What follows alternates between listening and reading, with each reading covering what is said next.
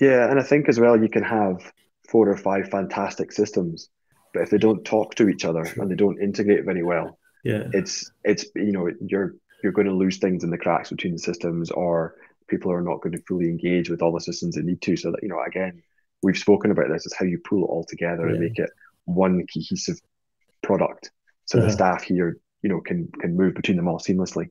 Yeah, yeah. And the other thing, you've got to have somewhere that is your master data set, isn't there? I mean, Hmm. you've got to have one that says that is the Bible, and if Yeah, anything else is out of sync, then you know where to go. But I mean, it should never be out of sync, but or you would hope it in wouldn't be. theory, Yeah, yeah, in theory, yeah. I mean, and that's exactly it. You've got to know exactly what is sacrosanct, what can't be touched, and then yeah. everything else reads that and takes the nod from there. Okay, excellent, excellent.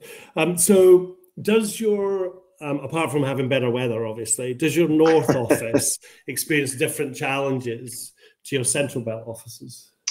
If yeah, definitely. I think if we're talking just about the stock, I mean, when I started Watt and Co, I couldn't have gone to the developers and said, "I promise I'm going to be a really good factor."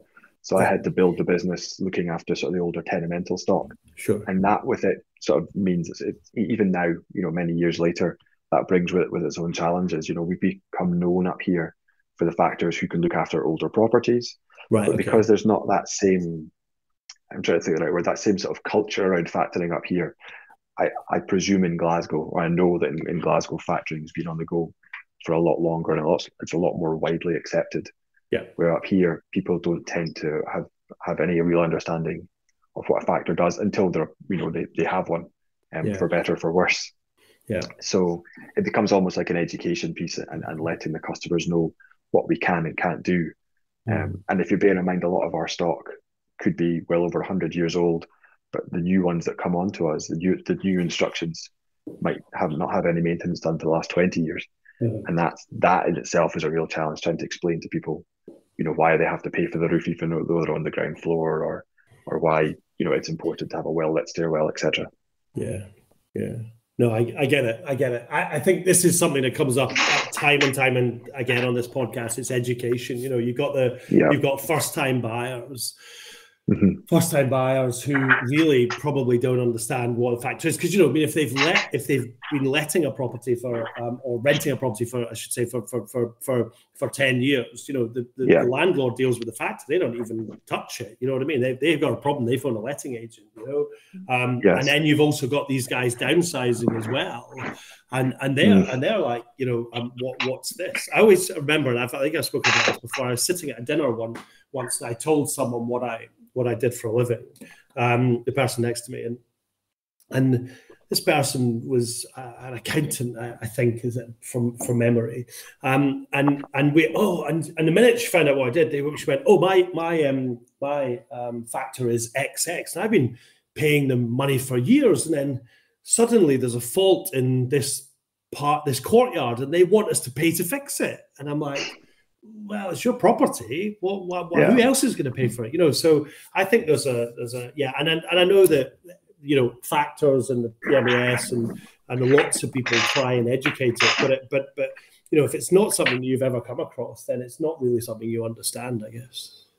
Yeah, and that's exactly it. Well, we get some quite unusual inquiries even now. I'm Mm. just trying to think of some recent ones. We had an owner who reported that they believed their neighbour had stolen their watch from their flat, Mm-hmm. and they reported it to the factor instead of the police. And it's nice that they think that we can help, but unfortunately, there's not much we can do in that situation. So Yeah. we just have to explain, very politely that no, this is a crime, so it's not something that we're going to arrive with handcuffs or deal with that for you. I'm afraid. Yeah. Yeah. No, I know what you mean. So do you have the same issues around flat owners' responsibilities around repairs and maintenance of their building? Yes, I think largely we do. I think there's a lot of peculiarities. I said more in terms of the build of the developments that we look after in the north, but the issues themselves are largely the same. And I Mm-hmm. think a lot of those can be addressed through, as we've discussed, communication and education. You very rarely have an owner complain that we're sending them too much information.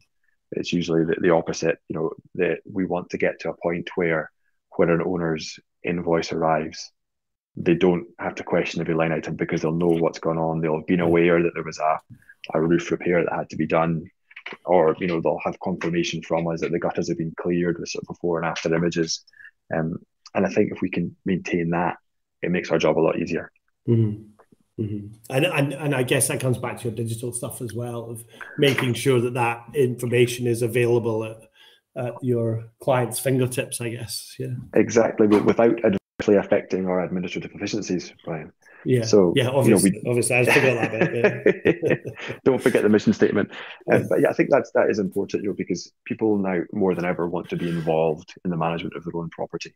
And it, gone are the days where the factor was some figure on high who dictated to the owners how the building would be maintained and how much that would cost. So bringing the customers with us is hugely important, and that's what we need to, get companies like yourselves to help us with, and really help us produce these products that will do that for us. Yeah, yeah, and I think I probably know the answer to this question, but is there the same level of cladding issues up in the north that there is maybe in the central belt, or is that a daft thing to ask? It's really not a daft question. It's there in our experience. There's not the same level up here. Right, The build materials tend to be different. We do have a number of developments that have cedar cladding on high, which will all have to be looked at, of course, as part of the ongoing issues there. But certainly, I know my colleagues in Glasgow have more going on in that department than we do. Okay, but that, I guess that could also be because of the amount of different properties in the portfolio down there, or do you guys have a fair spread in all of your offices? I think we have a fair spread of flats, but I don't think that cladding has been as popular a build material up here. I mean, Glasgow is a city centre landscape, and there's lots of flats. You walk around, there's blocks of flats everywhere. In Aberdeen, it's not quite the same. Yeah.